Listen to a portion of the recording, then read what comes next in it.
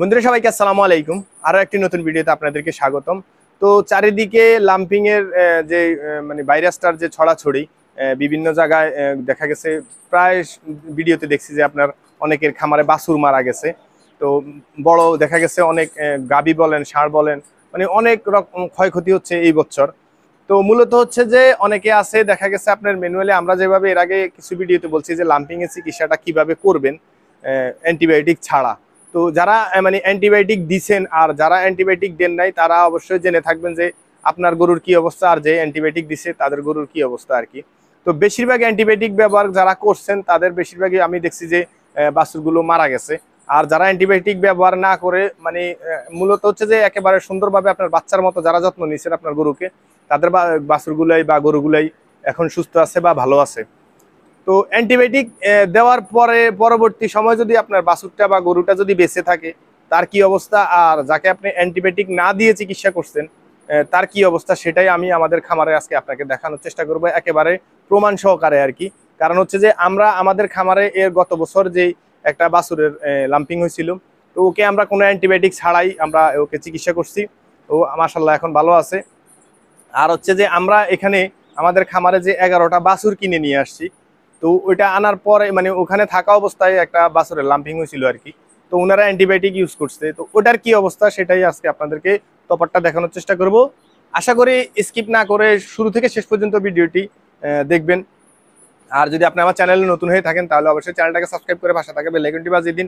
আর শুরু থেকে শেষ পর্যন্ত দেখে যদি ভিডিওটি ভালো লাগে বা আপনার কোনো উপকারে আসে তাহলে অবশ্যই একটা লাইক দিয়ে দিবেন। আর এই বিষয়ে কোনো প্রশ্ন বা মূল্যবান মতামত যদি থেকে থাকে কমেন্টে লিখতে পারেন, আমরা অ্যান্সার দেওয়ার চেষ্টা করবো ইনশাআল্লাহ। তো চলুন আপনাদেরকে তফাৎটা দেখাই আসলে যে অ্যান্টিবায়োটিক ইউজ করার পরে যে বাছুরটা বেঁচে আছে তার কি অবস্থা, আর যেটাকে অ্যান্টিবায়োটিক ইউজ করা হয় নাই সেটা যে বেঁচে আছে তার কি অবস্থা। তো বন্ধুরা শুরু থেকে যারা আমাদের ভিডিওগুলো দেখেন তারা অবশ্যই জেনে থাকবেন যে আমরা 11টা বাছুর কিনে খামার শুরু করছি আর কি। তো 11টা বাছুরের ভিতরে আমাদের একটা বাছুরের একটা সমস্যা আছে, সেটা হচ্ছে যে এই বাছুরটা আমরা যখন নিয়ে আসছিল তখন ওটার দেখছিলাম যে ওটার লাম্পিং হয়েছিল। তো লাম্পিং হওয়ার পরে মানে যখন নিয়ে আসছে তখন কিছু কিছু জায়গায় ওর সিমটম রয়ে গেছে, এই কারণে আমরা বুঝতে পারছি আর কি। তো এটাকে ওনারা চিকিৎসা করছে অ্যান্টিবায়োটিক দিয়া। অ্যান্টিবায়োটিক দিয়ে চিকিৎসা করার পরে এর পুরো অবস্থাটা কি আপনারা দেখাইতেছি। আর এর আগে আরো কিছু বাছুরগুলোরে দেখাই, যেমন কি এই বাছুরটা দেখেন। এই বাছুরটা আমরা যখন কিনে আনছি তখন থেকে এই পর্যন্ত ভালো পরিবর্তন আছে। তারপর হচ্ছে এটারও ভালো পরিবর্তন আছে যখন আমরা কিনে আনছি তখনকার পর থেকে। আর এটার পাশে যে বাছুরটা, এটা মাশাআল্লাহ আপনার দেখেন ভালো গ্রোথ আসছে এটার। তো আর এগুলা মোটামুটি ঠিক আছে, এগুলার কোনো সমস্যা হয় নাই। বাকি বাছুরগুলো দেখেন সবগুলাই মোটামুটি গ্রোথ আগে থেকে ভালো আছে। কারণ আমরা এখন দুপুরের খাবার দেই নাই, খাবার দেওয়া শেষ করলে হয়তো বা দেখা গেছে খাবার খাওয়ার পরে এগুলাকে আরো দেখতে ভালো লাগবে আর কি। আর এই বাছুরটার অবস্থা দেখেন, এর একেবারে মানে পশমগুলা সবসময় দাঁড়িয়ে থাকে। এর কোডি বেরিয়ে গেছে একবারে দেখেন, এই যে একেবারে কোডি মোডি সব বেরিয়ে গেছে। এর মানে কোনো স্বাস্থ্যের উন্নতি নাই। এর অলরেডি দুইবার কৃমির ডোজ দেওয়া হয়েছে। হয়তো ভাবছিলাম যে ওর পেটে কিরমিরি আছে, আর ওর পেটটা দেখেন কত বড়। মানে এর ভিতরে আমি কোনো পরিবর্তন দেখতেছি না, আর একেবারে হাড় গোড় সবকিছু বের হয়ে গেছে। আর এই যে দেখেন, তো এটাকে এটাকে যখন আপনার অ্যান্টিবায়োটিক দেওয়া হয়েছে, অ্যান্টিবায়োটিক দেওয়ার কারণে অ্যান্টিবায়োটিকের যে একটা ধকল, ওই ধকলটা কাটাই উঠাইতে এর কতদিন সময় লাগে আল্লাহ ভালো জানে। আর আপনারা যদি আমাদের সাথে যুক্ত থাকেন আমরা দেখাবো যে আমাদের বাকি বাছুরগুলোর অবস্থা কি হয় আগামী 6 মাস পরে, আর এই বাছুরটার অবস্থা কি হয়, যেই বাছুরটার অবস্থা কি হয় সেটা অবশ্যই আপনারা আমাদের সাথে থাকলে দেখতে পারবেন। অবশ্যই চ্যানেলটাকে সাবস্ক্রাইব করে দিয়ে রাখবেন। তো দেখেন যে ওর পরিস্থিতিটা কি।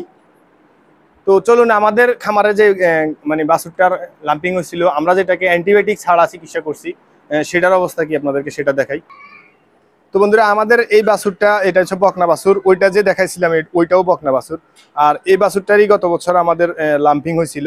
তো লাম্পিং হওয়ার পরে আমরা এটাকে কোনো অ্যান্টিবায়োটিক ইউজ করি নাই, শুধুমাত্র আপনার লিভার টনিক, তারপর হচ্ছে যে ব্যথার জন্য ম্যাগলোনিক্স, এরপর হচ্ছে যে আপনার অ্যাস্টাবেট, ইঞ্জেকশনের মধ্যে অ্যাস্টাবেট আর হচ্ছে ম্যাগলোনিক্স আমরা ইউজ করছি। এরপর হচ্ছে লিভার টনিক দিছি, জিঙ্ক দিছি, এটা খাওয়াইছি, আর হচ্ছে যে লেবুর রস খাওয়াইছি।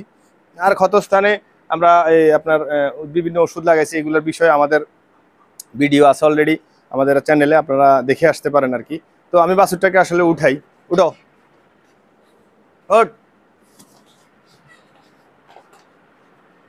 দেখেন বন্ধুরা, মাশাআল্লাহ ওটার মধ্যে এটার মধ্যে ডিফারেন্স আর তফাৎটা দেখেন, এর স্বাস্থ্য মাশাআল্লাহ কতটুকু ভালো আর কি। একটা বিষয় মনে রাখবেন যে গ্রামের হাতুড়ি কিছু ডাক্তার আছে আর কি, যারা মানি ধরেন আপনি আসছেন, গরুর কি হয়েছে না হয়েছে, জ্বর হয়েছে অ্যান্টিবায়োটিক মেরে দিছে, তারপর হচ্ছে যে আপনার গরুর চুলকানি উঠছে অ্যান্টিবায়োটিক মেরে দিছে, হালকা একটু ছুলে গেছে এটার জন্য অ্যান্টিবায়োটিক মেরে দিছে, তারপরে হচ্ছে যে আপনার জাস্ট লাম্পিং এর হালকা সিমটম দেখা দিছে সেটার জন্য অ্যান্টিবায়োটিক মেরে দিছে, তারপর হচ্ছে যে আপনার খামারে এফএমডির মাত্র হয়তো প্রথম স্টেপে আছে একটা গরু, ওই অবস্থায় হিসেবে অ্যান্টিবায়োটিক মেরে দিছে। তো অ্যান্টিবায়োটিক ডাক্তার যারা, এদের থেকে দূরে থাকার চেষ্টা করবেন, কারণ ওনারা অ্যান্টিবায়োটিক ছাড়া কিছুই বুঝে না। আর দেখতে পাইতেছেন আপনারা মানে সরজমিনে যে আমাদের মানে বাছুরটার অবস্থা কি, যেটাকে আমরা অ্যান্টিবায়োটিক ছাড়া চিকিৎসা করছি আর কি। আর ওই বাছুরটা যেটাকে আমি দেখাইলাম ওইটা আরো মনে হয় 1 বছরেও এই পজিশনে আসবে কিনা সন্দেহ আছে। তো অবশ্যই চেষ্টা করবেন লাম্পিং এর বা যেই কোনো চিকিৎসা অ্যান্টিবায়োটিক ছাড়া করার জন্য। আর অবশ্যই আপনাকে যদি ভালোভাবে আপনি পারদর্শী হয়ে থাকেন বা সমস্ত বিষয় যদি আপনি ভালোভাবে জেনে থাকেন, বুঝে থাকেন, সেক্ষেত্রে আশা করি যে আপনি অ্যান্টিবায়োটিক ছাড়াই অনেক চিকিৎসা করতে পারবেন। তবে রেয়ার কিছু আপনার আছে, সমস্যা আছে, প্রবলেম আছে, যেগুলো একেবারে খুব হার্ডলি আর কি, ওইগুলোর জন্য অ্যান্টিবায়োটিক ইউজ করতে হবে বা হয় আর কি। তো যাই হোক, ভালো থাকবেন, সুস্থ থাকবেন, আমাদের জন্য দোয়া করবেন, আমাদের গরুগুলোর জন্য দোয়া করবেন।